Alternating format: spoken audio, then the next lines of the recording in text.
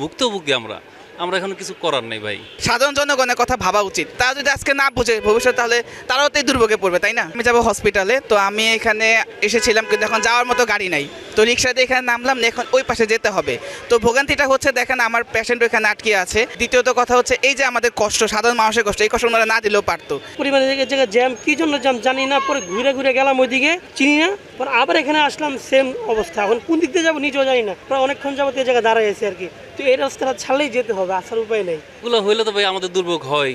এই আমরা চলাচল করতে পারি না, আমাদের যাতায়াতে অসুবিধা হয়, আমরা অফিসের কাজ করি, আমাদের এই যে এখন বাসায় যাব ঘুরে যেতে হইতেছে, আমরা ভুক্তভোগী আমরা আমরা এখন কিছু করার নেই ভাই।